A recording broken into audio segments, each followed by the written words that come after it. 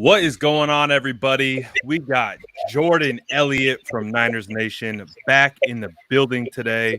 What we're going to do today is we're going to talk about, we're going to wrap up, put a nice bow on the Bears game. Well, I want to get Jordan's thoughts, of course, of the Bears' performance, and then parlay that into the Cardinals game coming up here, which is going to be a big game. But before we do that, Jordan, I know you have seen all the smoke coming out with Odell Beckham Jr. He's going to be released. Do you think the 49ers have a shot to get him? And two, do you think the 49ers should go get him? Or walk us through a little bit about your mindset through that, and then we'll hop into the Bears really quickly after that. Absolutely, yes, to both of those things. It's obviously no secret that the 49ers were in pursuit of Odell Beckham prior to the 2019 draft.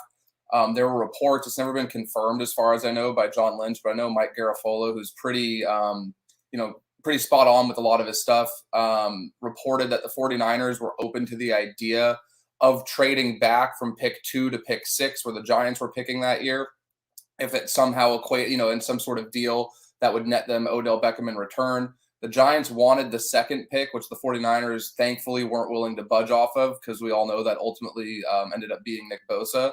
So there was obviously an interest there. And as much as, the thing that I keep seeing floating around Twitter is that, like, the 49ers quarterback can't get him the ball and they can't get him the ball deep and this and that. And my response to that is that Jimmy Garoppolo is pretty much the same quarterback now that he was going into 2019. And Kyle and John and all these guys making these decisions are acutely aware that he may not be the strongest in terms of pushing the ball downfield. But that's not really Odell Beckham's game. I think that we get so swayed by highlights, and especially if you're not watching a lot of 49ers fans aren't in the New York market or the Cleveland market lately. They're not watching every single snap. So we see these crazy one-hand snags, and we see these, downfield, these bombs are thrown to Odell.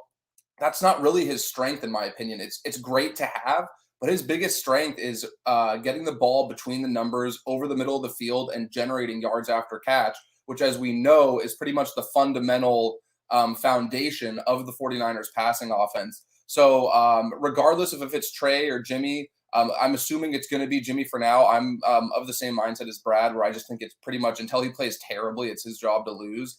But I think even with Jimmy at quarterback, adding Odell, it's not, this weird narrative that somehow exists that Jimmy won't be able to get him the ball. If anything, Odell's strengths match up with Jimmy's strength, which is throwing between the hashes, which is throwing the ball and generating yards after the catch on design stuff. So yeah, I'd be all for it, and I think it would be great. And it was a couple years ago, but I don't know if you guys remember, Odell said after that Monday night game when the 49ers beat them week 5 in 2019, he went up and he had his hand covering his mouth so that, you couldn't read his lips, but the mic picked up him telling Jimmy Garoppolo, "I'd come here," basically saying, get me out of Cleveland. And that was year 1.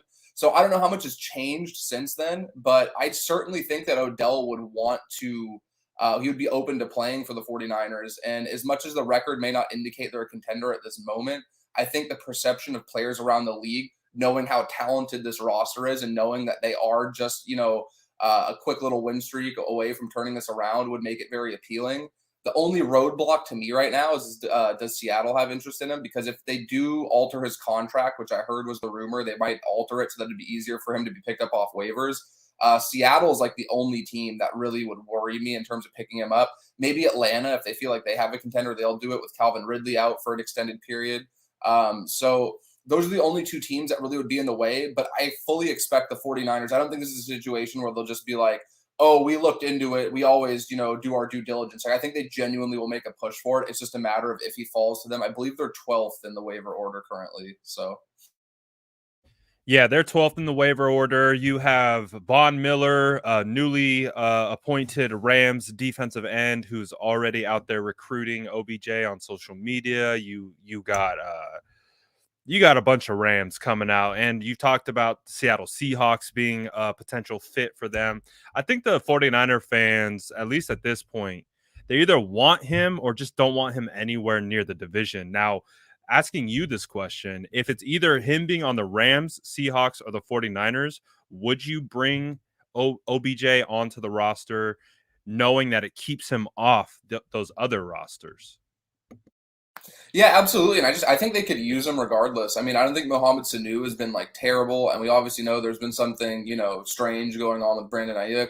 Debo has been phenomenal, but he is nursing that calf injury now. So I don't think it could hurt. And I think that Kyle's coveted this player for a long time. And I think, there's fair criticism that Kyle's, coveted a few players that he's missed on, the Joe Williams, Dante Pettis's, etc.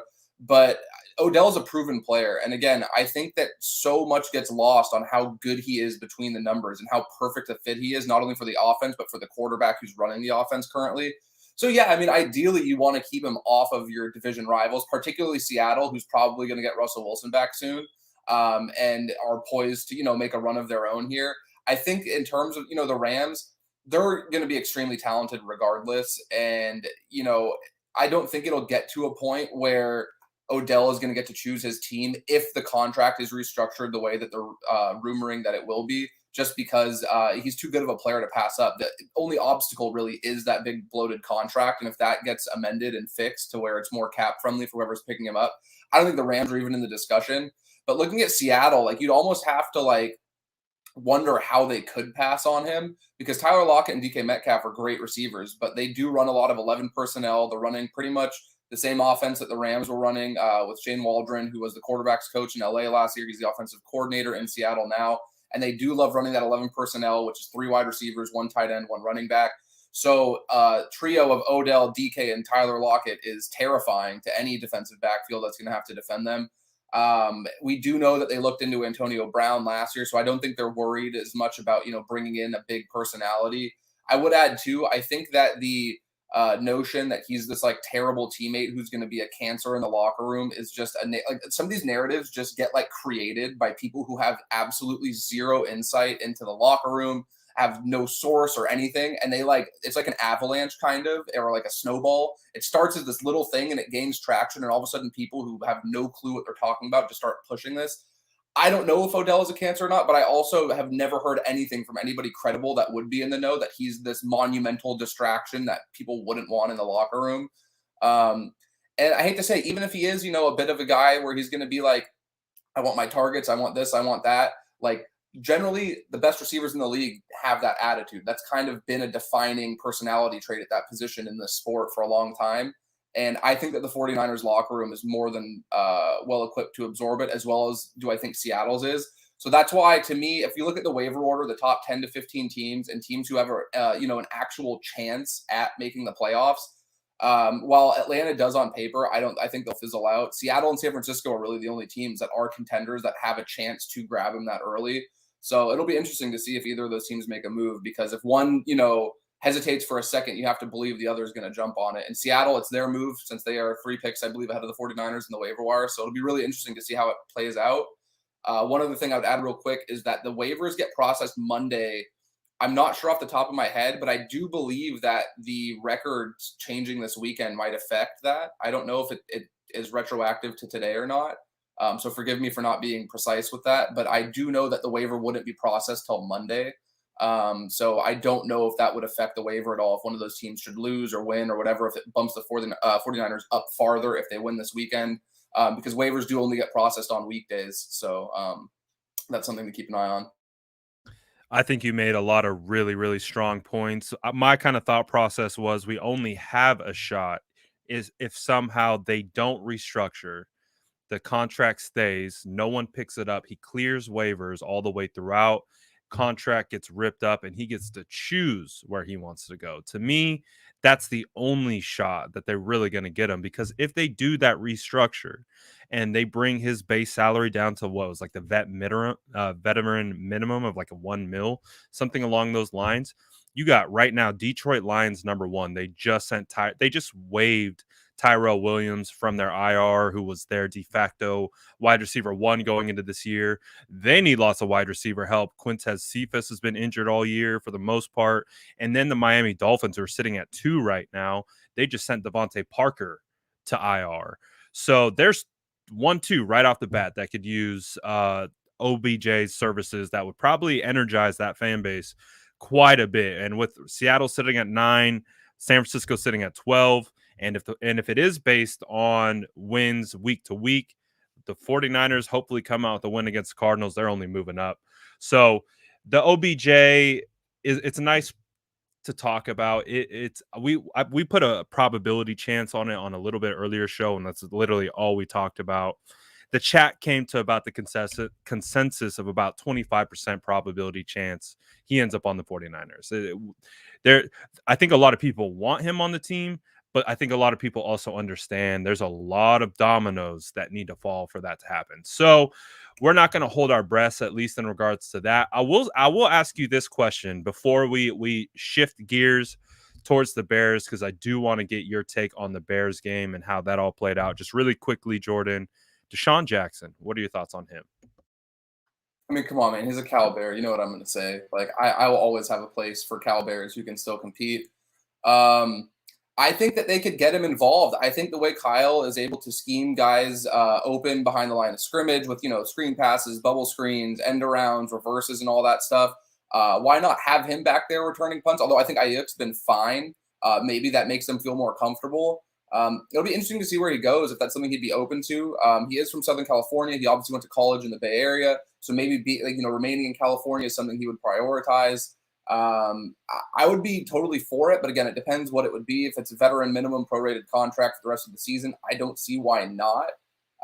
But I also don't. It's not like a move I expect them to make, or I'm going to be really upset if they don't. But again, like, I'm biased, and some of my best years of watching college football is watching Deshaun Jackson over there in Berkeley. So I would be for it, but I also understand that there might not be the mad dash to get him that there would be with OBJ. And I think that they certainly will wait and see how the Beckham thing unfolds before they do make a move for a player like Deshaun Jackson. But what could it hurt at this point? That's kind of my, theory on it. And just having that kind of blazing speed, even though he is getting up there and he does have a little bit of wear and tear on his body, having that speed threat is something that I think has always kind of I don't say always, but it's been lacking kind of since Marquise Goodwin got phased out of the offense a couple years ago, because he had that home run track speed that even if he's not the driving force of the offense, he's opening things up by running clearing routes, commanding the attention of defensive backs in the deep third of the field. So I just think that, again, it's a low risk move, but I'm also not going to be like devastated if they don't do it and think they made some colossal mistake. Absolutely. And so as we kind of shift gears here, and because this is our first time talking this week, I want to kind of get your thoughts from a high level overview. Let's start with the offense. We know it was a tale of two phases. Defense struggled a little bit more than the offense on this game. But what did you think about the offense's performance, especially considering how they performed this point up into the season? What is just kind of your overarching takeaway? And we can start to drill down a little bit further as we get going. Well, they just executed better. And we spent last Friday talking about how they were so close, especially in the run game. They were literally just a minor miss block there, a little, millisecond of timing off there from really, having this run game look like the dominant, force that we've been accustomed to seeing. And I just think that we saw that really unfold in the second half. And Elijah Mitchell deserves a lot of credit. I think that he has taken a huge leap since the bye week. I thought going into the bye week, he had been serviceable, but he'd also I thought there were some running lanes he missed. I thought there were times he was running into his linemen rather than running into the rushing lanes he was supposed to go into. And in the last two games, he has just looked phenomenally better. So I want to give him credit for what he did. But I also think a lot of that was due to the big ugly guys up front, that don't get any love unless they're, messing up. That's the only time we ever talk O-line. These guys were creating massive holes in the running game. And I think that while the first half they started slow, we really saw it start to wear down that Bears defense over the course of the game. And you started to see these big chunk plays back to back to back. And you start to see how much life that breathes into the offense. Because while I don't think I'm of the, thinking that play action isn't completely dependent on the run game. I think you can have solid play action before you ever run the ball in a, given game. But it also does open things up. And I just think it gives confidence to the offense as a whole when they get in that rhythm and they start moving. So my biggest takeaway is that the talent has always been there. They just have been so close all season. And then we also saw there weren't these crippling holding penalties. There weren't these crippling false start penalties in bad spots. Like, they just executed. So I would say execution is probably my biggest takeaway. And just that this is always who they've been. We just finally saw it. And we only saw it for really 30 minutes. Like, the first half kind of iffy, hit or miss. They got that jolt of life towards the end with that deep ball from Jimmy to Debo, but they put up 33 points with only really being an effective offense for 30 minutes. So if they can put it together for 60 minutes, I don't see why this team can't score with anybody at any given time. I swear, before this season is over, we are going to see 60 minutes of football from this team on both sides. It's going to happen. We got to will it into the universe at this point. Just speak it into existence because I want to see this team operating at the max level that they're capable of. And again, we keep seeing little glimpses and spurts of it. We're seeing it in longer spurts. We saw it for a whole half, and that ended up being the difference in the game for between the Bears. But talk to me a little bit. Is that kind of surrounding Jimmy Garoppolo, the quarterback position? What did you see from Jimmy? What did you like? Maybe anything you didn't like? And again, obviously, this has been an ongoing topic for the longest time. So how do you see Jimmy taking that performance and using that momentum and going into the Cardinals game with it? I thought the first half was not great. I thought there were a couple balls that were dropped, but I thought it was more Jimmy than, the receivers over the course of the entire half. Again, that's kind of who he is. We talked about it last week. I've been talking about it for a long time. His talent isn't really an issue. He's just kind of a run-of-the-mill quarterback, kind of 12 to 18, wherever you want to throw him in there, 14 to 20, somewhere in that range. But his consistency is what's lacking. And I thought the perfect example of that was after he took that shot on that deep ball to Debo, which, I was very happy to see. I was shocked that he took that shot and he ended up placing it where he did. It was a phenomenal throw. But the next play, he has Debo open for a touchdown and what I think is a relatively routine throw for the majority of NFL quarterbacks. And he put it, if I remember correctly, he put it a little low and it was too far out in front of him. And the 49ers ended up getting a field goal and they get points before the half and you feel good.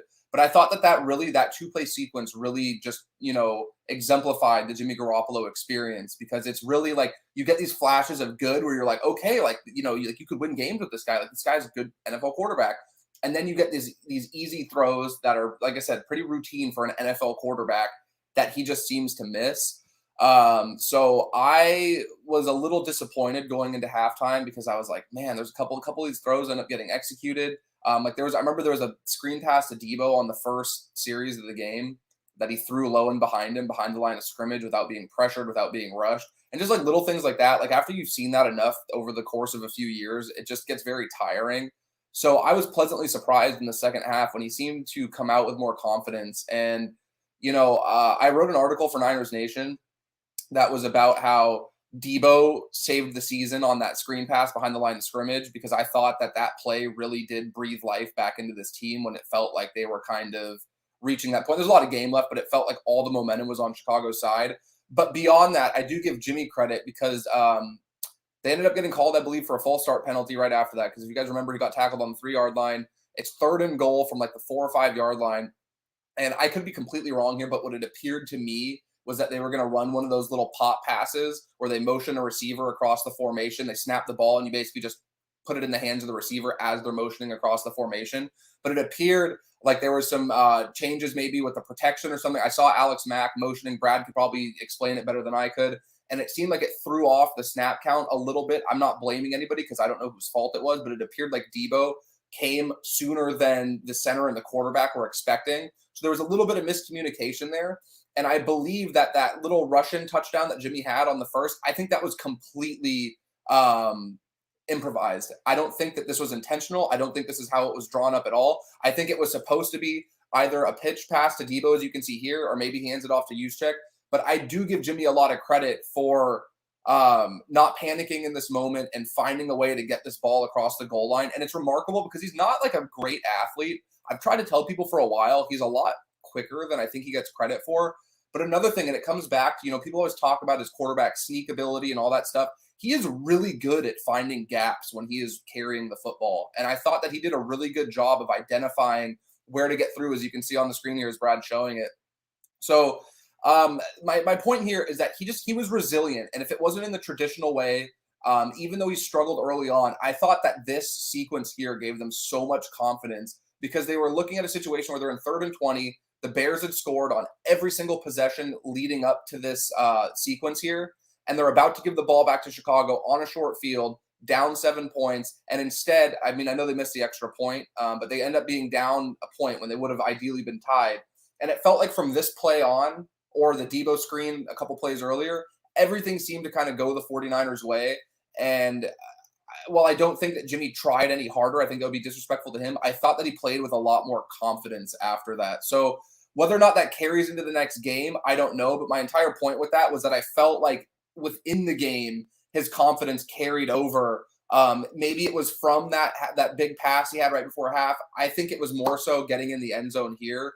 But you know, I think it would be reckless to assume that he's just going to come out and dice up Arizona. But I also think that the offense as a whole operating at the level that it did can only do it can only help him at this point, right? Like, it's not like he's going to come in and feel like the running game's averaging 2 yards a carry and he has to force balls into areas, to get the ball upfield.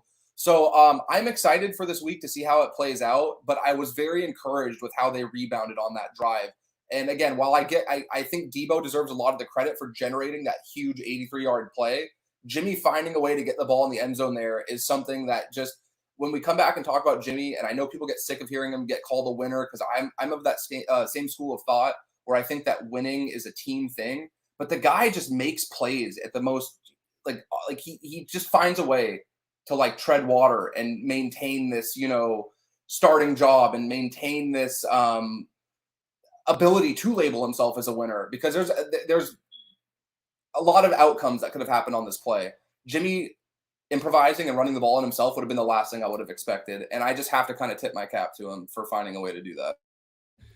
Yeah, and he actually went on to 95.7 and they actually talked about this play a little bit. And he basically said that the timing got messed up with the snap and everything. And he basically just had to tell, because as you can see, watch Alex. Alex goes to make a late call and it kind of threw off the timing.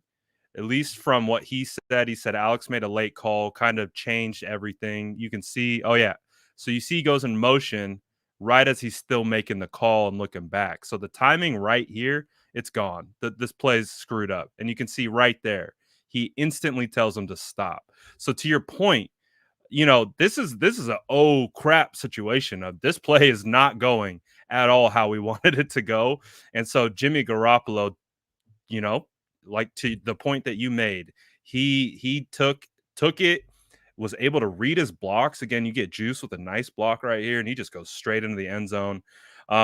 Yeah, there's a lot of things like this, and I really do agree with your assessment of how it was kind of a momentum swing. And again, you come out and this is the first play after that touchdown for the offense. And again, this is another situation where, oh, maybe Jimmy Garoppolo, when his second reads aren't open and he goes into a little bit of scramble mode, sometimes it's not the best outcome. But just like here, you see they got the initial point in like where he wanted to go covered up.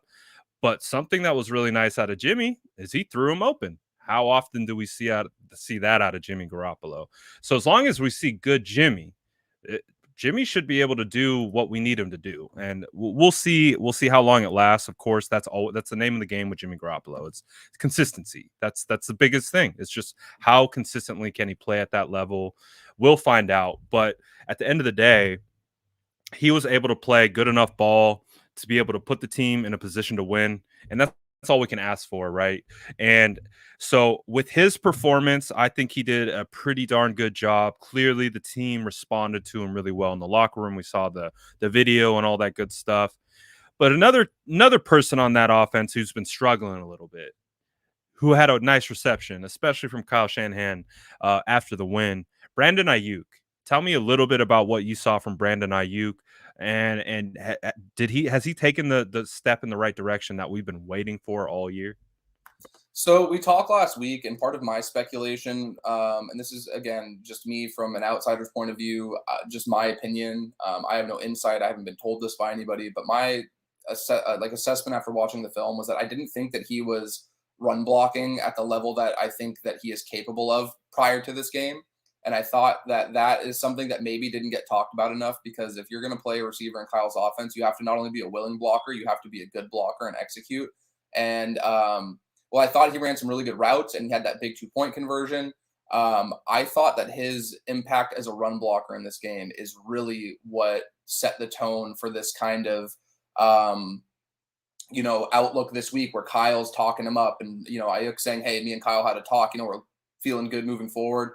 And there were a couple plays. I know Brad's posted about it. I know the NFL account posted one on Instagram, and Joe Staley was getting fired up seeing the effort he was making as a run blocker. So I think sometimes it's stuff as simple as that. And I understand the frustration when people where they're like, hey, he's a receiver, like get the ball in his hands. Like, but you don't draft a guy like that to be a run blocker. But if you're going to play for Kyle Shanahan and you're going to play in this offense, you have to be a good run blocker. That's something that I don't think Debo's gotten enough credit for over the the last couple of years since he's been in the league. He's a phenomenal run blocker. I think Mohamed Sanu is a really good run blocker. He's a savvy vet, very heady player. So I think that Aiyuk's impact as a run blocker is really what had the biggest impact on this game. And it was nice to see him. I believe it was on the 2-point conversion.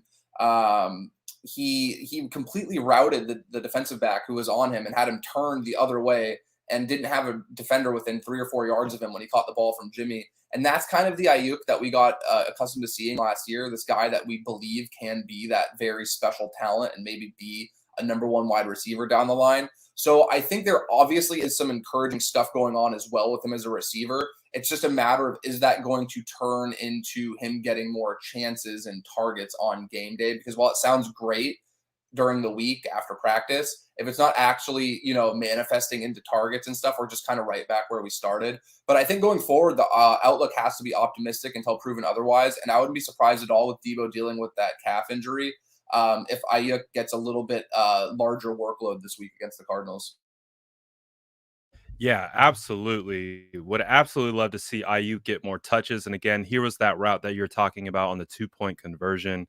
Absolutely dusted him. And there was a lot of instances on tape where maybe Aiyuk wasn't even targeted, where he was showing out. We saw that urgency that has kind of been lacking, that they've been talking about it. I think Kyle Shanahan and John Lynch have even been talking about it in recent days. Aiyuk has copped to it, basically saying he wasn't playing with the effort that he needed to. Again, coming in a COVID year, no OTAs, no real offseason. He said a lot of the players that were in our room were hurt. It was basically just me going out there winging it. And he said that he didn't know how to practice. And so that's something that they've really been driving home, which translates to effort. Is at the end of the day, that's what it comes down to, is effort. And I think with Brandon Aiyuk, we got to see that in the blocking game, and that effort was able to translate into plays like this where he gets beautiful routage and gets into the end zone, obviously for 2 points. But it's a start. It's a start in the right direction. It's things that we want to see as 49er fans.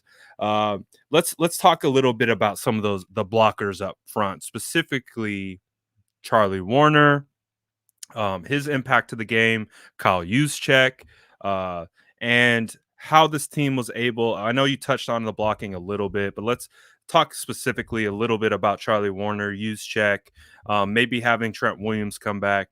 Tell me what your thoughts were from seeing we talked about it. Ross Dwelley seemed to be like a little point of emphasis, and they made the switch. What did you see from that? Well, Warner has been just a phenomenal blocker, and when they took him out of Georgia, that was kind of the assumption because that was his role in college. He was a blocking tight end who has nice size, and I think he has decent hands, but he was just a vicious blocker. A lot of his tape coming out, that was really what stood out.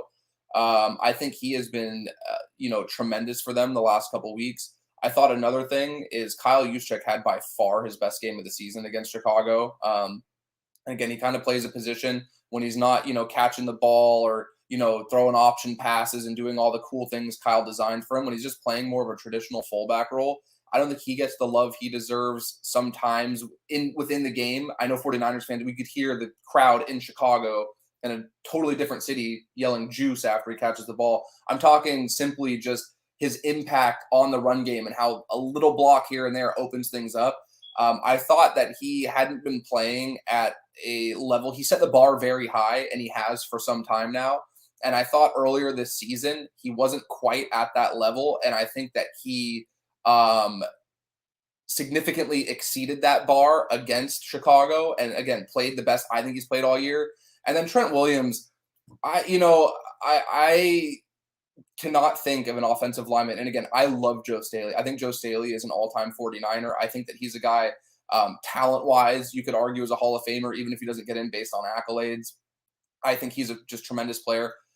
I am blown away that the 49ers were somehow able to pivot from Joe Staley, a generational tackle, and somehow upgrade with Trent Williams. Trent Williams is on the short list for best players in the entire league. I'm not talking offensive tackles, offensive linemen. I'm talking strictly any player, any position in the NFL. I would struggle to name 5 right now that are better than Trent Williams. And that's just incredible when you think at where he's at in his career. And I know these tackles can play a little bit later into their careers and they don't necessarily, hit that steep decline that players might at skill positions. But the ability that this guy has as a run blocker while still being a stout pass protector, it's just incredible. Like, I'm genuinely sitting here stunned trying to think of an offensive lineman that I've seen play at a higher level, and I am drawing a blank. Like, there's a couple guys I'm sure I could make the case for, but objectively, without a doubt, there's nobody that I can sit here and say this guy is better than I've seen Trent Williams play in 2021.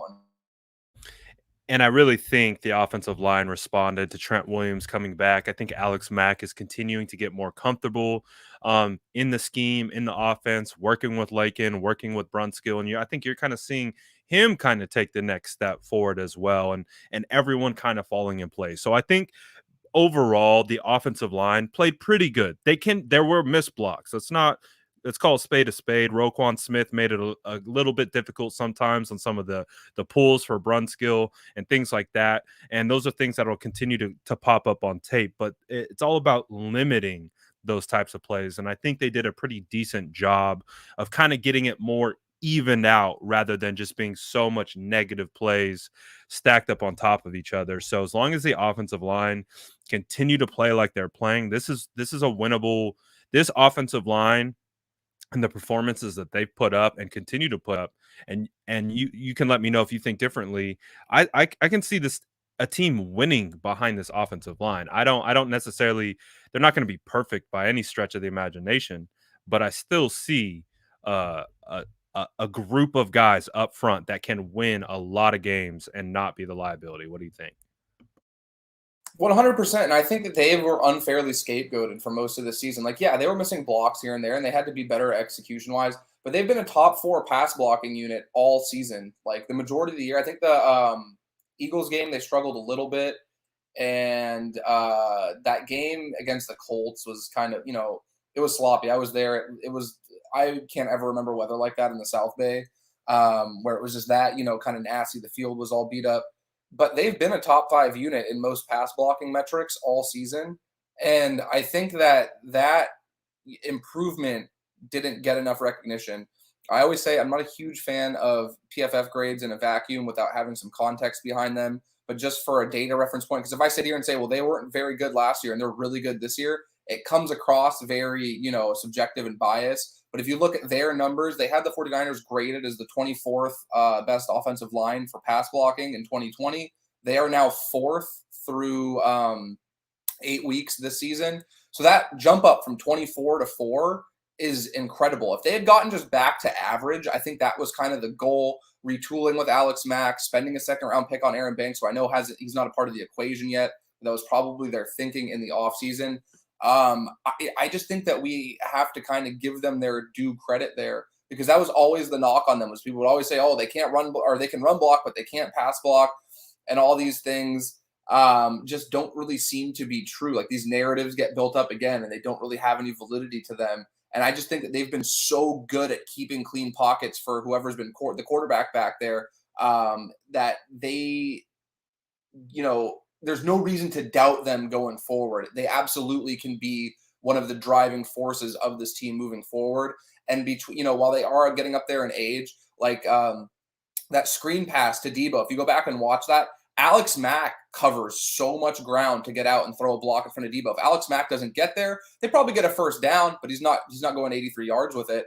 And I just think having the ability to still be athletic enough to make those plays while also having the decade plus of experience that he has, Trent Williams has, Lakin Tomlinson, while he doesn't have that much experience, is definitely a solidified vet in this league. Brunskill has enough starts under his belt. Like, it's a very experienced offensive line, and you're getting some continuity from them. I think last year it was really hard because they had Brunskill moving all over the place. They had guys missing games due to COVID. It was a mess. And now you're seeing with a consistent same five on that front, they're finally starting to put it together. So yeah, I think not only can they win games with them, they will be a large reason the 49ers are winning games going forward. Absolutely. And I think one of my favorite things about the continuity aspect thing that you talk about, I know the right side gets a lot of heat. Um and that is what it is. But what my favorite thing, if you watch Daniel Brunskill and Mike McGlinchey on almost every play, they are talking to each other at the end of every play. And being a former offensive lineman, knowing you're working in tandem, that's why it's a team within the team. It's five guys working together. And so I love it. Like good plays and bad plays, they instantly turn to each other and they start talking about what did we see, what did we do, what do we do, and that's half the battles, the communication and the alignment up front to know what you're doing to then be able to go execute it. So the continuity has been phenomenal up until this point. So I'm hoping to see that actually take the next step. Before we dive into Arizona, I do want to get I think as we put a bow on the offensive side of things, I think we were both pretty pleased with the performance. Could it have been better? Yes, it could have. Was it the direction we wanted it to go? I think so. Um, so the hope is that we can continue that momentum going into the Cardinals game this Sunday. But obviously, on the flip side of it, we saw Justin Fields, rookie quarterback, Khalil Herbert, rookie running back, guys like Cole Kmet, Jesse James, Darnell Mooney, Allen Robinson might as well have been invisible at this point, and a pretty suspect offensive line seemingly carve up our defense for a good portion of the game. What were your thoughts on the performance? Is that something that's just because we're the word of attrition is hitting that defense? Like we have backup safeties in, third string or fourth string, Sam linebackers, all kinds of stuff. What do you think is going on with that defense against the Chicago Bears? I think that they had a rough start. I don't know necessarily what caused it because, um, it seemed like the ability to run the ball to the outside was kind of stressing the 49ers. They were getting stressed horizontally. And I think a lot of that has to do with Justin Fields being a quarterback that is at his best throwing, in my opinion, at his best throwing off of play action to the intermediate level. So I think that they kind of get caught in this, dilemma where they have to respect the deep pass off of a play fake. They also have to respect Fields keeping. Fields ended up being their leading rusher with 10 carries for 103 yards. So I don't think it's crazy that they were kind of put in this conflict due to having to respect the running back and the quarterback's ability to run at the same time. I do want to give them credit though. The Bears started the game 5 for 6 on third down. Like every time they got into third down, it felt like they were converting. And some of them were some back-breaking, third and longs where it was really a spot they needed to get off the field. But they finished the game 3 of 9. And obviously it was capped off with that big sack by Samson Ebukam. And the 49ers end up getting the ball back. And they end up pushing it to a double-digit lead and essentially iced the game. So I do think that the defense made plays when it needed to. And, I think that they have been so good for most of this year that a performance like today's like Sundays against the Bears, I'm certainly not rushing to panic. I think Aziz Al-Shaair has been the best player on the defense all season. Nick Bosa, you can make a case for. Bosa is just phenomenal, but Al-Shaair has been everywhere. I think he's in that discussion. So they really missed him. Obviously, if you go back to 2019 when they acquired him, the splits with D Ford on the field and off the field, it's incredible how much, they go from being this dominant elite defense to just kind of like a slightly above average hovering in that area. And I think that the impact of having, we talked about it last week, having that plus edge rusher on the other side of Nick Bosa just creates so many opportunities for this defense. And for much of the game, we didn't really see that. But then we saw in the second half when Samson Ebukam started to kind of get into a groove and find his role on the outside there. I thought Jordan Willis had some really good reps in his first game back from his suspension. The defense really started to pick it up. So I'm not overly concerned about them. As far as I know, I believe Al-Shaair and D Ford are both cleared from protocol. Al-Shaair isn't on the injury report anymore. D Ford was limited today, but I wouldn't be surprised if he did play on Sunday. We'll see how that goes. But yeah, again, and it's really easy for me to say, hey, well, they were missing a couple players and that's why they struggled. But Al-Shaair has really been, the coach knows what I'm talking about. Al-Shaair has been so good all season, and I think we get so caught up in Fred Warner and the all-pro level that he plays at. We get caught up with these huge plays that we've seen Dre Greenlaw make. But Al-Shaair has been a really solid player for the 49ers for a couple years. And this year he really has solidified his status as a starter in the NFL. And not only a starter, but a damn good one at that too. So I think getting him back will be a huge plus for them going forward. So as far as I know, I double-checked the injury report a couple times, and it looked like he was off it entirely. So I do believe he will be back from that concussion this week. My apologies if I'm wrong. I'm just going based off of what I've seen on the injury reports. I've seen the same thing as well. I didn't see Aziz on it today. The news to come out of that, though, is Mohurst is out. We were to expect that, but Jimmy Ward is going to be out for the Cardinals. Do you think the combination? Now, this is going back to training camp. This is going back to when me and you were down there at Levi Stadium watching training camp, and it was Tavon Wilson, Talanoa Hufanga at times. Are you concerned about those two? Obviously, we're doing a little bit of a transition into the Cardinals, but do you think that those two guys, Tavon Wilson, Talanoa Hufanga, is getting his second start? Do you think that's going to be a serviceable back end for this team, or do you think potentially Kyler Murray and that Cliff Kingsbury offense is going to give them fits a little bit? Well, unfortunately, it really is kind of dependent on that. With all due respect to Colt McCoy, if he ends up playing, no, I don't think it'll be a problem. If Kyler Murray plays, it might be. But, so Kyler's dealing with a medial ankle sprain, and they've been very vague with this. And I wouldn't be surprised if he did play. But my understanding of that injury is that it's a little bit more serious than your run-of-the-mill ankle sprain. And even if he were to go out and play, so much of what Kyler does is buy time with his legs, get out of the pocket, evade the pressure that the 49ers defense has been able to put on him. He just is able to evade it long enough to make plays downfield.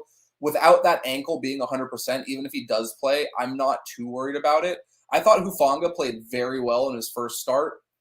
I also think that Tavon Wilson, when he came in after Jimmy Ward got hurt, played very well. Again, I don't like just throwing out PFF grades and having it be like the end all be all of conversations. But Wilson did grade out very well in his coverage snaps. I admittedly haven't gone the ability to go back, or the opportunity to go back and watch every single defensive snap. But what I did see from him, I didn't see him getting beat or be a liability. So yeah, I think both of those guys are more than capable of doing it. We obviously saw them do it in training camp. There's obviously a little bit more speed at the regular season game level than we see in practice. But I don't think either of those guys are going to be, a player that they're going to be picking on and game planning around. Like, hey, as much as Jimmy Ward is a phenomenal player and it sucks to have him out, I do still think that the depth the 49ers have at safety is enough where the Cardinals aren't running into the meeting rooms like, hey, we have to exploit this weakness they have at safety. Another thing I would add about Talanoa is that while he may not be, I think one of the reasons he fell into the 5th round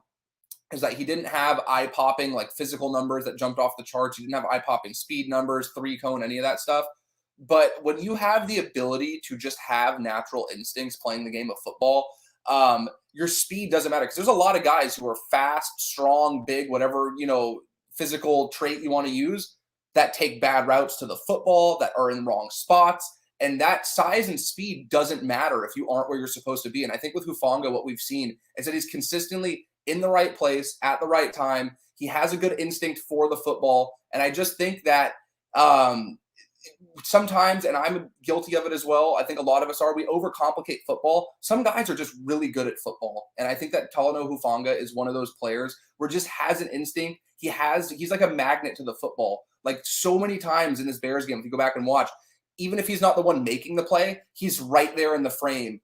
He's in there clogging running lanes. He's there breaking up passes. He almost had an interception earlier in the game as well, which would have been crazy because I think it was Lenore, or I'm blanking on who it was. One of the defensive backs said that they thought he was going to get his first interception, and I apologize if it wasn't Demo. I'm blanking on who it was. But I remember watching that play and I'm like, man, like they clearly see this in practice too, because this guy just has that innate ability to make an impact, even if he isn't blowing you away with his 40 time, or he isn't this like prototypical big, fast, strong safety. Like, I think that he just has it. And I apologize for not, being kind of vague with that, but I think you guys get what I'm saying. Like, he just is a football player. So I think that he is in a spot now, I would add real quick, where he's not only playing, to help them win games now, he's kind of auditioning for them going forward. Because while I really like Jaquiski Tartt, and I think that he is a phenomenal football player and he hasn't gotten the love he deserves, he's also a veteran who's going to be pricier than a fifth-round guy who's on a rookie entry-level deal. And I think Hufanga's got the opportunity to make a strong case to kind of lock down one of those starting safety roles, not just the rest of this season, but going into next season as well. So it'll be interesting to see how that plays out. Absolutely. I think that was a great assessment of Talanoa Hufanga. Spot on. Absolutely spot on. Um, let's keep that momentum rolling and transfer into Arizona and what the 49ers have to do to win. Now, we understand. Let's go back to the offensive side. George Kittle's coming back. Jeff Wilson could be back. They're talking about how Elijah Mitchell, he's been limited, blue non-contact jersey. Kyle didn't seem very confident about the Elijah Mitchell being 100% ready to go against the Cardinals, which meant that could change to Jeff Wilson being in. Again, George Kittle comes back. Tell me a little bit about what you think the 49ers offense needs to do to again keep the momentum going and get this damn dub against the Cardinals. I would be surprised if Jeff Wilson plays this week. I think next week is, more likely. I know they were targeting November earlier, and then he kind of pivoted to what might be closer to December. They did open the practice window, just like you mentioned. Real quick, I would add getting him back would be huge. I think that Jeff Wilson Raheem Mostert's been the best running back on the team. I think just in terms of his, freakish ability of having the vision and speed that he does. But Jeff Wilson's been like 1B. I don't think he's, second or third. Like, he's right there with him. And he just has a special ability to impact a game. The offensive coordinator, Mike McDaniel, described it as when he gets a carry, he doesn't just get yards. He breathes life into our offense. And I think that described it very well, because the guy just has this, again, it's kind of like what we were talking about with Hufanga. There's just some guys that just have this knack for making big plays, finding the end zone, making a huge block and pass protection, little things that we might not notice that Wilson's been very good at. So I think if they are able to get him back in the next couple of weeks, it will be huge. I don't think that they need to rush him back this week to get the win, even if Mitchell isn't 100%. I think that they should be able to get by with Hasty, and maybe Sermon starts getting some carries. I know people are very concerned to see that. I thought the 49ers played the Cardinals very well the first time. They moved the ball very well. They pretty much got into Arizona's side of the field. I know Trey Lance was the quarterback at the time, but they did a very good job moving the ball against that defense. They just couldn't finish. And I think if they're able to just execute and not have those crippling holding penalties that we saw in the first game, they should be fine with who they have. And I never would want to be someone who it's like, oh, well, the other team is missing X amount of players. Like, you should win this game. But unfortunately, that's kind of the case. And I think 49ers fans, after seeing how banged up their team has been for years, can understand and empathize with how Cardinals fans are probably feeling going to this week, where it's going to be really hard for them if they are missing Kyler Murray, if they are missing DeAndre Hopkins, AJ Green's ruled out. JJ Watt's probably out for the entire season. So I think that the 49ers are in a spot now where to get this win, all they really need to do is stay out of their own way, because I don't think that there is a talent discrepancy, particularly when you factor in who Arizona will be out without this week, or potentially without. That makes me, worry like, oh man, the 49ers are going to have a really hard time moving the ball. They just need to, again, avoid those big penalties. And when they get in the red zone and they get deep into Arizona territory, they need to come away with more plus scoring chances than just relying on kicking field goals or going forward on fourth down. Like, even if they are getting 3, they need to get into a spot where they're feeling really good about that, where it's like, hey, we had this drive. We almost, we were almost there, but we need to, move forward and just execute a little bit better on third down or something like that. because I felt like that's kind of how the Arizona game played out the first time, where they were just a couple small minor things away.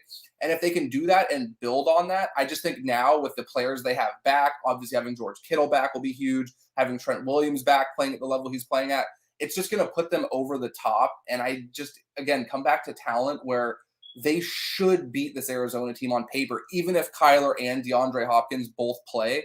I don't see how the 49ers don't win this game if they're able to execute and stay out of their own way the way they did in Chicago.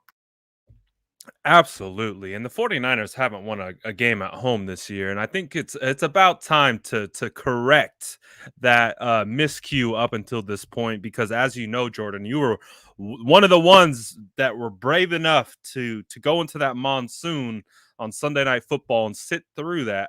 I don't know how you did it. I instantly waved the white flag. I was thinking about going to that game. I said, nope, it's going to rain. I am not going. So respect to anyone who went to that game and sat through it. But now let's hopefully change the tides a little bit. Get Levi Stadium rocking. Get everyone headed in the right direction to get a W. And again, it's set up kind of nice. But again, it doesn't matter how it's set up as if the 49ers continue to get in your own way. And I think you put it perfectly there. What keys do you see on offense, defense, like specifically to the 49ers doing this, regardless of who's at quarterback, regardless of who's playing at wide receiver for them? Because at the end of the day, Christian Kirk is still a talented wide receiver. Rondale Moore is still a talented wide receiver. Hell, maybe it's Andy Isabella's coming out party. You know, who knows? They have some guys that are still there and capable. You know, Chase Edmonds is no slouch with the dual threat of Connor in the backfield. So I don't know. It's still going to be a competitive game, even if they don't play, but it is sounding like they will. So what are some keys to victory for the 49ers in order to get their first home win of the year? Well, the first thing, if Kyler does play, they just need to really tighten up on the back end. Don't gift them any, big chunk plays through the air. Be very disciplined. The game against Chicago was the first game all season that the 49ers weren't flagged for a pass interference. The first time that they played Arizona, they were flagged for one. But if you guys remember, it was when they were backed up in their own territory. DeAndre Hopkins still made the catch. So the penalty was declined. They were still flagged for it. So the last time they played Arizona, they were able to I think that was one of the better defensive performances I've seen the team make in years, the way they slowed down that offense. And I thought a lot of it did have to do with how well they did tighten up the communication they had on the back end. And that might be a little tough with there being two new safeties back there. But I do believe that they have what it takes to execute that game plan, particularly when you think about the fact that I don't believe if Kyler Murray does play, I don't think he's going to be a threat really running the ball too much. To me, it's just too much risk. And that's kind of why I'm of the mindset I don't think he will play, because you risk so much. We saw the 49ers, how quickly their season derailed when Jimmy re-injured his sprained ankle last season. And Kyler being so reliant on being able to run the ball, I think is ultimately going to hurt them. So while if he ends up playing, you still have to respect that ability to do that. I do think that the 49ers will be able to keep him in the pocket and focus more on actually getting home and pressuring him rather than if you go back to the first game, what they did was they got upfield and they kind of kept him within the pocket rather than just because part of what the 49ers defensive line's philosophy is you pin your ears back, you get upfield as fast as possible. That's part of the benefit of the wide nine. But the downside is if you have a crafty athletic quarterback and they're able to slip out of that pocket, it leaves a lot of open field exposed. So with Kyler being a little hindered this week, I think they can kind of alter their game plan a little bit and focus more on just getting straight after the quarterback rather than, being not going full speed at him, because you have to make sure that you're keeping containment and you're also, being responsible for certain gaps that he would normally be able to run out of. So I think the defense really is just in a spot where if they come out and they execute and they play to their strengths, which as we know is that defensive line, I think they'll be fine. The biggest thing, again, is they just can't be gifting them opportunities on third down. If they're going to beat you through the air, I would much rather see these guys get burned and, hey, the other team made a good play, they made a great throw, the receiver ran a great route, than seeing them tugging on jerseys, not getting their head around, committing some of the pass interference penalties this year have been just abysmal and something that I hold the 49ers defense in very high regard. So to me, it's very disappointing because I expect so much more of them because of how talented they are. And we saw in Chicago when they didn't do that, they ultimately were able to weather that early storm and make stops when they needed to. And I think a lot of what gave them problems last week was Justin Fields' running ability. And I don't think we'll see that from Kyler this week. So the main thing, again, is just kind of altering a game plan to attack the weakness that will be Kyler Murray probably only playing on one good ankle this week. And that, by what I mean by that, is not overly committing to having to stop him on the ground and make him beat you with his arm from the pocket. And it also even kind of sets you up to just want to keep Kyler in the pocket even more and just kind of keep him trapped in there because we understand he's a little height challenged and we want to keep those big uglies right there in front of him. Makes it hard for him to see passing lanes and get it over. So if he doesn't have that innate ability to escape, I mean the game plan already should be trying to contain him in the pocket, but just another reason to do so. And how they do that, they've been kind of manipulating some things on the defensive line, obviously with Kinlaw being hurt, Mo Hurst being hurt. Those are some guys that they were relying on in the interior of that defense this year.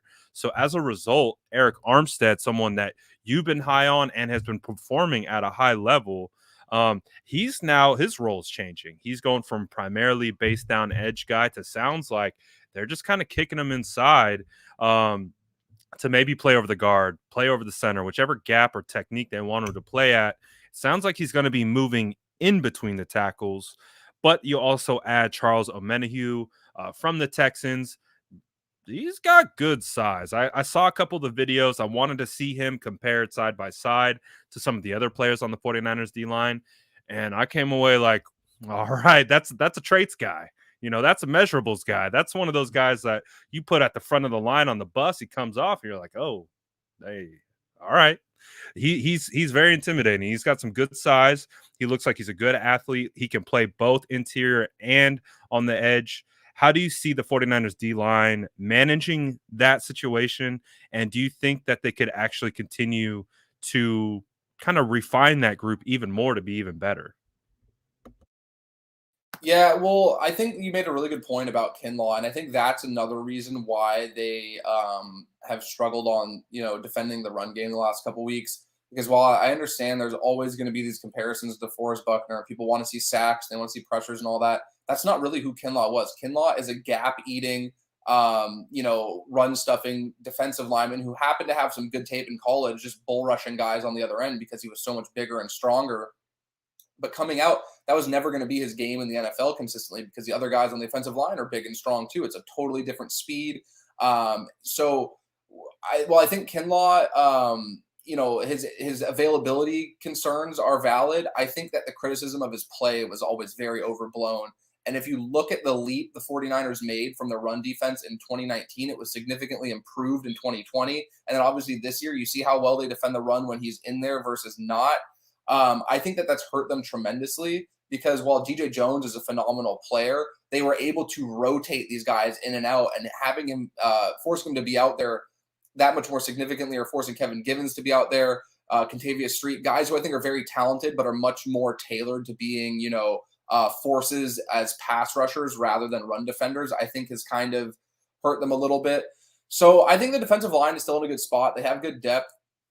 I'm a big Jordan Willis fan. Brad was there for a lot of camp, and it's funny with because Nick Bosa wasn't getting too many reps that were he didn't get any 11 on 11 reps if I remember correctly, and he was getting some light work off to the side, but they're being very careful with him. So you have to factor that in when I say this. But Jordan Willis was giving Trent Williams a harder time than any other player on that defensive line when these guys were doing one-on-ones and they were doing 11 on 11s. Jordan Willis consistently was the only guy that was beating Trent Williams with any kind of regularity. And that really stood out to me because I thought he played pretty well last year. I like the signing. I like the compensation. So they can do this with this pickup they just made with that trade they made with Houston. I think that they are just doing a really good job of identifying, hey, in the 6th round, just like Brad mentioned, traits and measurables, the odds of us getting a guy with these kind of measurables at the back end of day 3 in the 6th and 7th round probably pretty slim, but we can get a guy who's proven at the NFL level that he can generate pressure. The pressure rate he had this year with Houston was actually pretty good. His issue just was that he wasn't finishing those with sacks.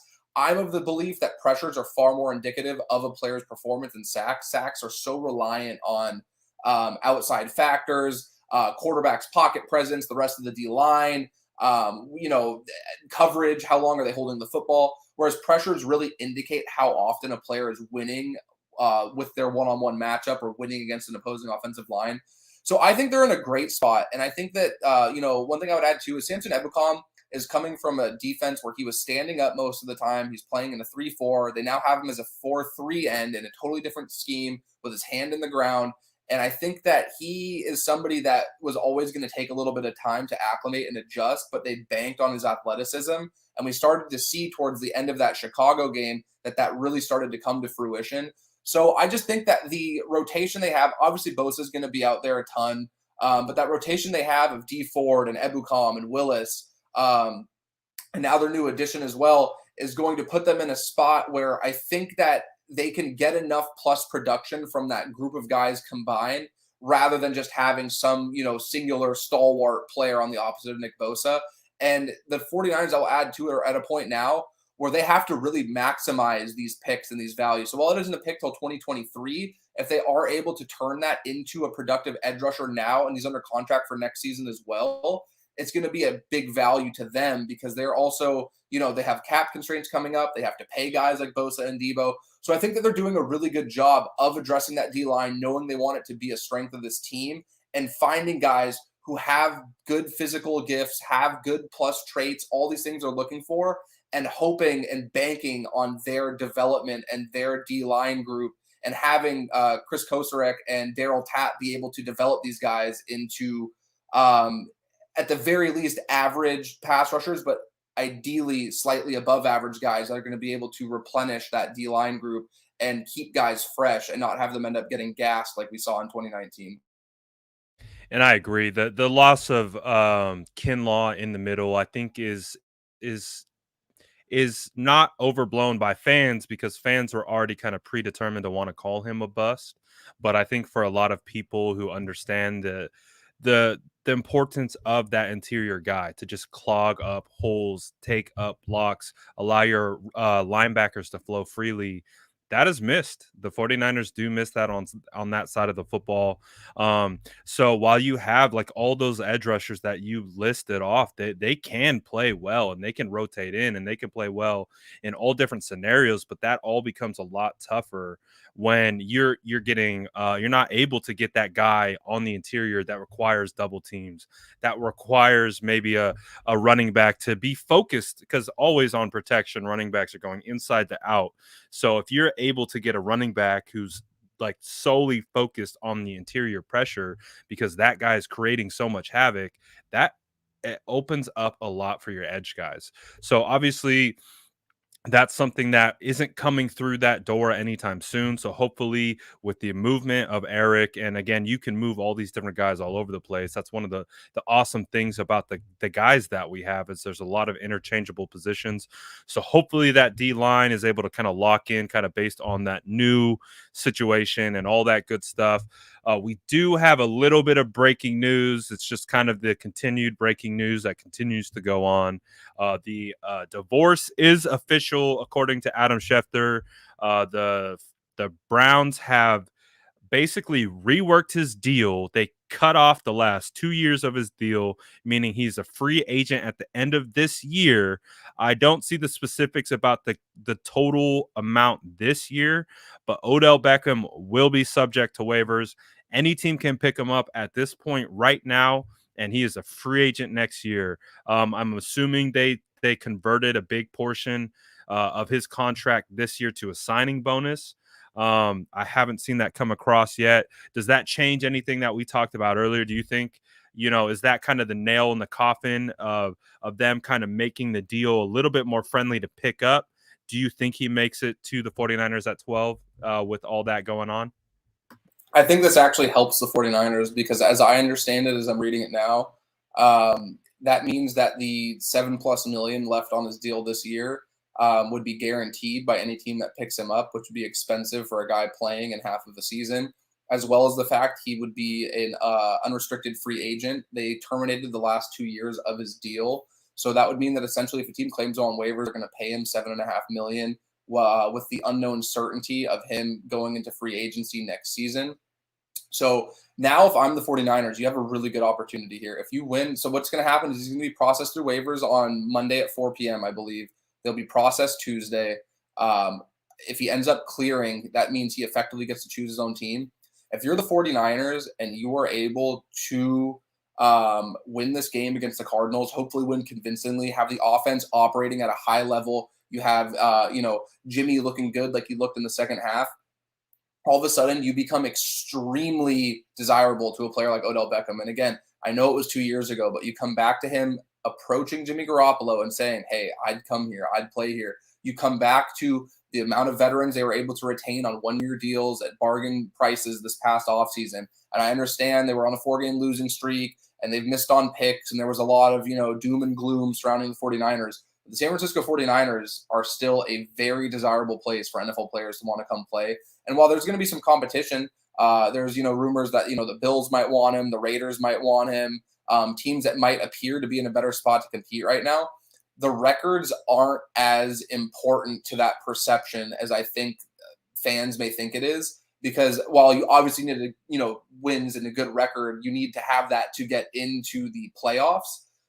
Odell Beckham is more than capable of looking at the 49ers and saying, hey, they fixed these execution issues. They went from being a team that was, 2-4 on a bad losing streak to now they're at 500. They seem to have things figured out. And knowing that you're going to have a guy like Kyle Shanahan dialing up plays for you, getting you open, and finding ways to get you the ball, knowing how bad Kyle Shanahan wanted you a couple of years ago, particularly when you're coming from an offense. Well, I think very highly of Kevin Stefanski. He also is running an offense this year that, for whatever reason, isn't targeting the receiver position very much at all. It's not just Odell Beckham. I don't know if that's an issue with Baker, if that's an issue with what they're calling, but it creates an opportunity for Odell that's very good. And I understand that people think that Jimmy isn't very good. I'm not a huge fan of Jimmy Garoppolo's either. I think he's just an average quarterback. But I do think, again, I'll say it one more time, when you come back to him approaching Jimmy Garoppolo not very long ago and saying, hey, I'd come here, I don't think that he just openly saying that about every single team. And I think that the 49ers are in a great spot to get him, but they have to come out this week and make a statement that we're back, we're still a team that needs to be taken seriously, and we're still a team that needs to be respected. So we'll see how it plays out Monday or Tuesday, but they have a very big opportunity here to kind of, even if they don't get Odell Beckham, a big opportunity to kind of let the league know, hey, like, we're back. We still are a very talented team. We're going to get on a roll here, and we're going to make a run towards the playoffs. And I just would add too real quick, I know a lot of people aren't very optimistic about that. Having that 7th playoff spot is huge. If there were only 6 teams making the playoffs this year, I probably wouldn't feel great about it. That 7th playoff spot makes a massive difference. So I still think there's a lot of season left to be played. And if they somehow find their way to get Odell Beckham, I'm a huge fan of Antonio Brown's. I would have liked to see them get Antonio Brown, the couple chances they had to get him. And obviously we're seeing with Tampa Bay now, he's still one of the better receivers in the league. I think Odell Beckham could have a very similar resurgence where if he's able to get into a scheme like the 49ers and he's able to get into a rhythm 6 months from now, a year from now, teams around the league, the discussion amongst fans is going to be, how did we all forget that Odell Beckham was this talented? How did we just let him fall into the 49ers lap? And that kind of discussion, I think, is only possible if the 49ers really come out this week and make that emphatic statement that, hey, we're a place that you should want to play. I think those are all excellent points. And to kind of piggyback on a point that you made earlier in the show was the fact that we don't know the health and how long our current room can stay healthy. Again, we have Deebo Samuel coming off back-to-back calf issues. They're saying his calf issue is even worse this week than it was the week before.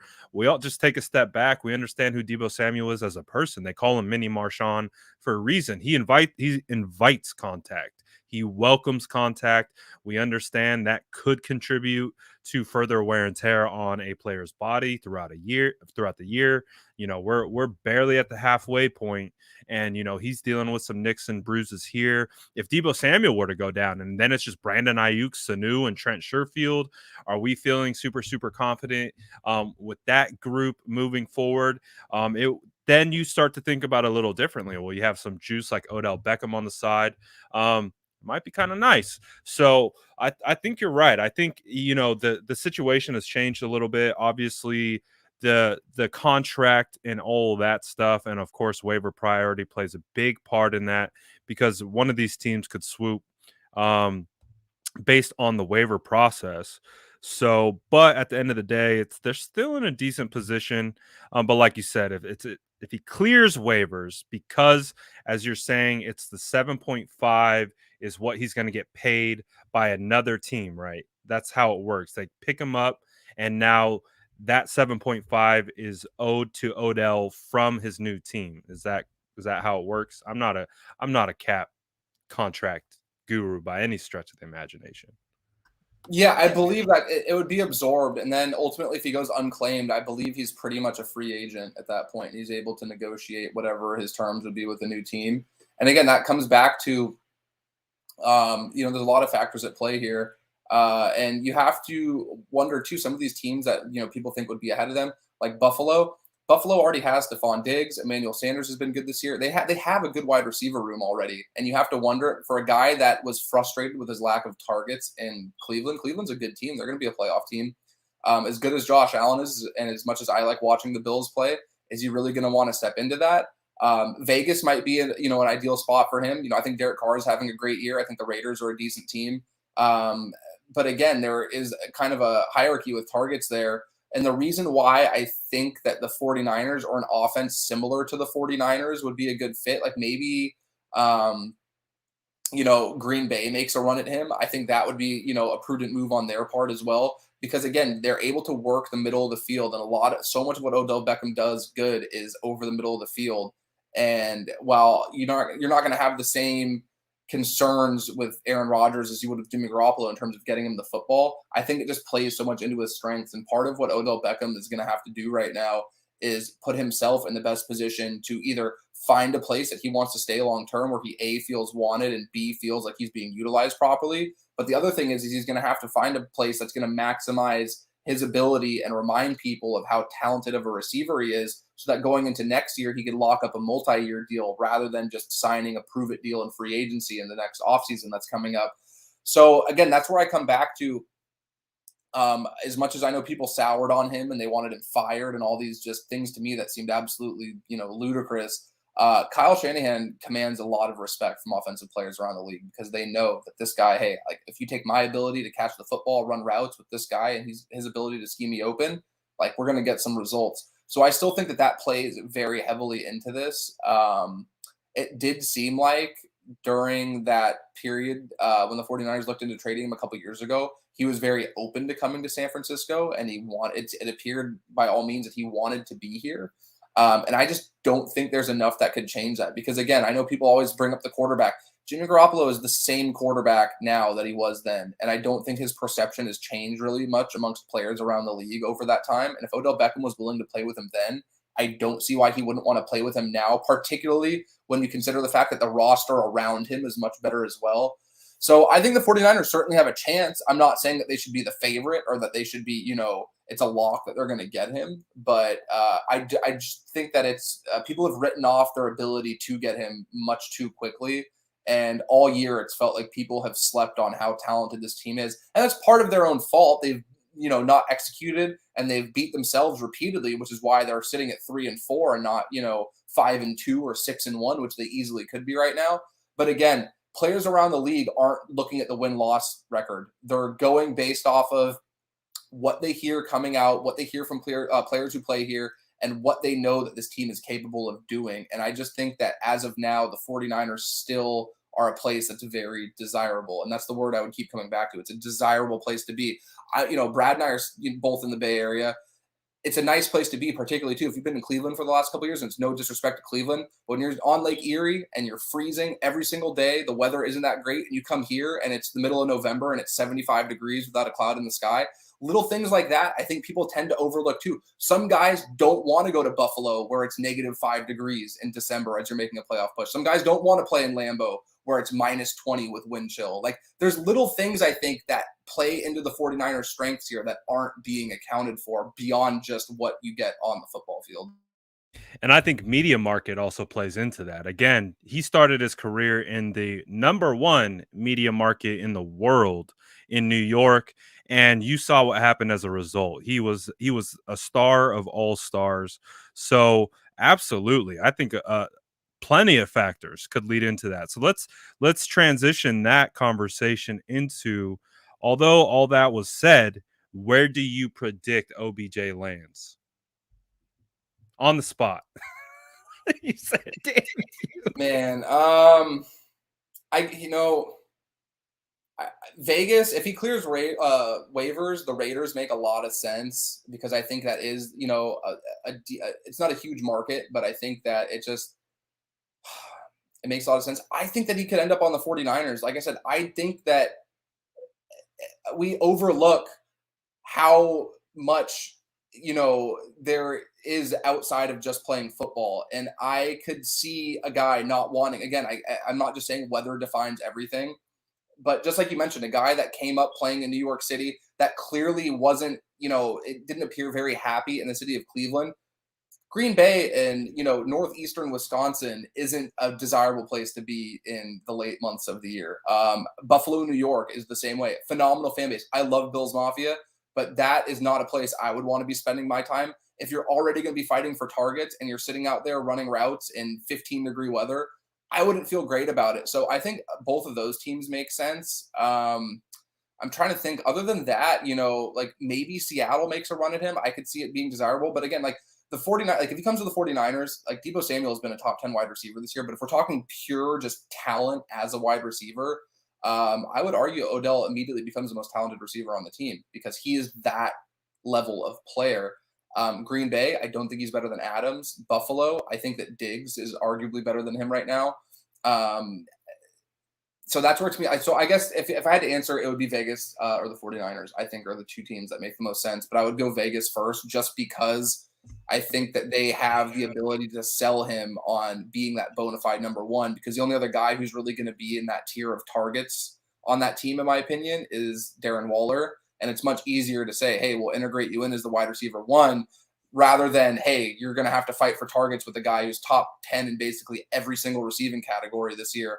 And George Kittle's coming back, who we all know is a top 3 to 5 tight end. So it's a much easier sell for Vegas.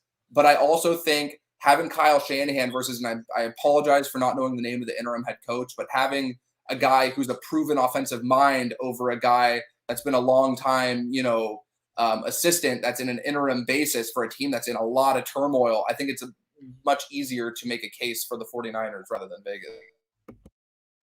I think if Odell can pick his choice, I think the 49ers are high up there. I think they have a good shot. If he can pick, and that was going to be the only case, right? Is if he clears waivers and can choose.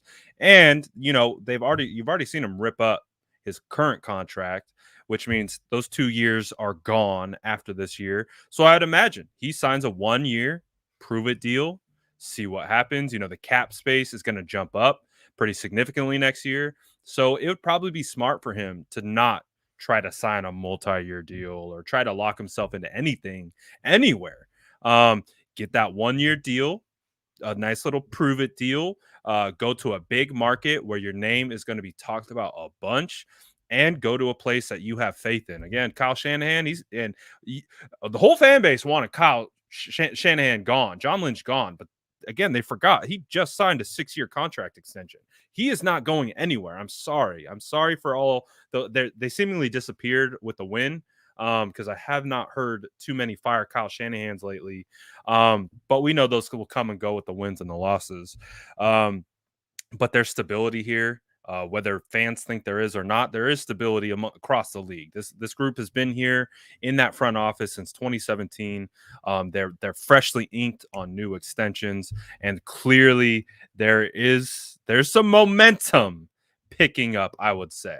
And you're getting me more excited about it, because before I was a little like, we'll see. Do we want the dad to come along and start posting videos of Jimmy Garoppolo not throwing to OBJ? I don't. From a content standpoint, I'm not going to say yes, but I wouldn't be opposed. Like, it gives us a lot of fuel to write and make content, and that's that's the name of the business. I hate to say it.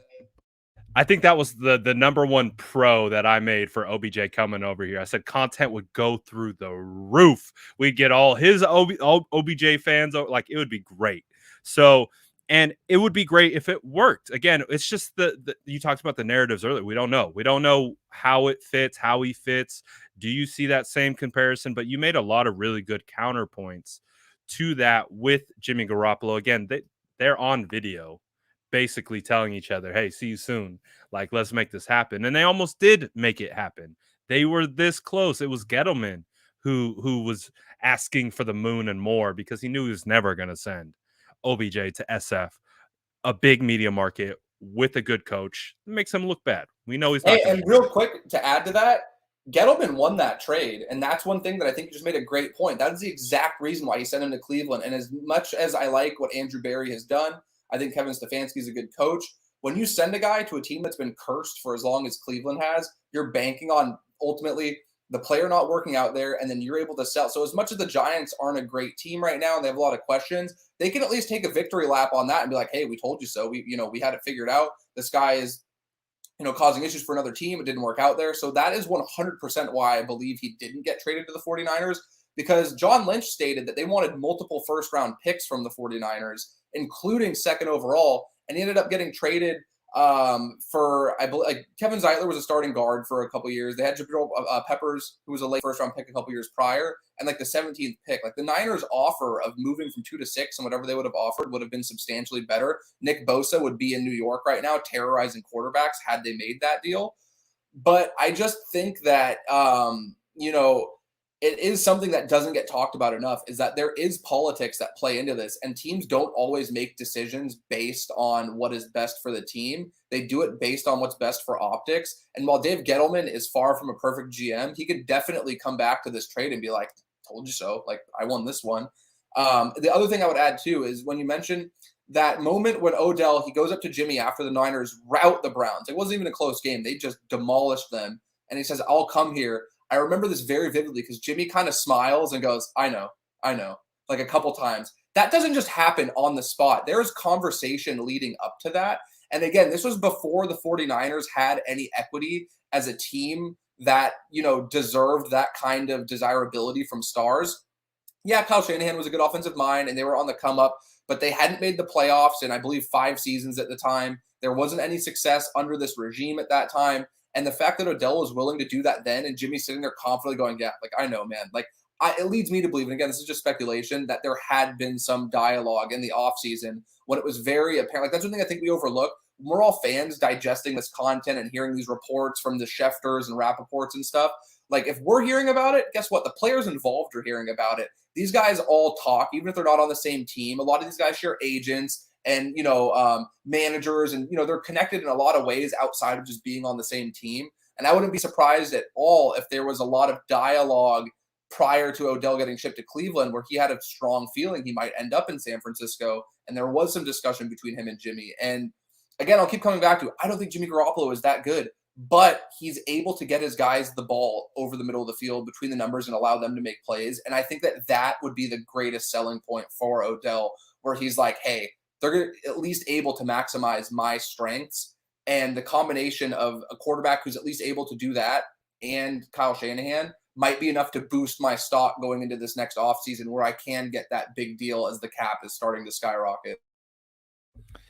Dude, you got me thinking a whole different way. I agree. I think that there could be a really big opportunity here if he does decide to choose Kyle. And I choose you, Kyle. You are mine.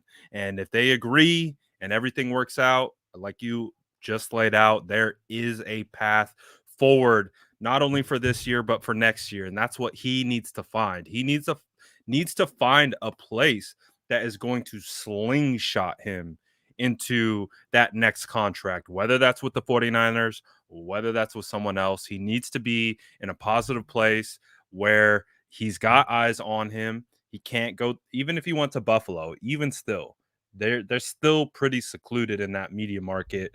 So we'll see. It's going to be an interesting weekend.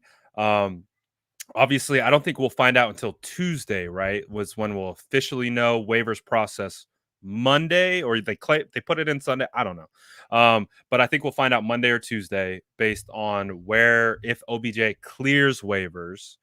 You might have detailed it before, and I'm just messing it up even more. But he's going to eventually either get claimed or clear waivers. And I think we're both on the same page. If he is there at 12 in the waiver process, the 49ers can't afford him at that $7.5 million mark, because I believe they have 2.5 in available cap space at the moment, somewhere around there. So being able to claim OBJ wouldn't work. The only way it would happen is if he clears waivers, which you made the great point that actually leaving that 7.5 on the books could be enough to sway any team from claiming him, which means if he clears waivers and he has his choice to pick, yeah, he's probably calling Kyle Shanahan right away and saying, "What's up, Kyle? What do you got for me? We got something that we could work out?" Like he's gonna be leaning on connections for sure. So we'll see what happens. Maybe he goes over to the Bengals world and it's LSU pro. You get Jamar Chase, you get Burrow, you get Odell over there, all the LSU alums in one spot. But who knows where he actually ends up. We're going to have a lot to talk about next week. Before we get out of here, Jordan, anything that you wanted to wrap up with, whether it was Bears, Cardinals, team in general, as we get ready for we said it a million times, like, oh, must-win games, biggest game of the year is just because they're playing so bad. But now we got to win, and we got the 7-1 Cardinals coming in. What's the path forward, and how do we get this thing, moving in the right direction? Real quick, I just wanted to clarify because I have the comments up so I can see. The press conference Kyle had earlier, I can see how this would be misconstrued if the quote wasn't relayed properly. He didn't say he's not a fan. He said who's not a fan, meaning like you would have to be pretty foolish to not want Odell Beckham on your team. So I just wanted to clarify that really quickly. Kyle Shanahan is almost assuredly a fan of Odell Beckham, the way he spoke about him in the last couple of years and the way that they pursued him in 2019. And the fact that they were willing to move off of the number 2 pick, which all but guaranteed them a generational talent in Nick Bosa, to get a guy like OBJ at the time. So I just want to make that very clear. Kyle Shanahan said who's not a fan, not he's not a fan. And there's a huge difference between that. So I can understand if that quote wasn't relayed properly, how that could get, misconstrued. But he is, I'm not trying to speak for him, but I can almost guarantee you he is a massive fan of Odell Beckham. And then the other thing I would add too is, real quick, again, I'm not the biggest fan of Jimmy Garoppolo. I'm not one of these people that's going to sit here and defend him and say everything else is everybody else's fault.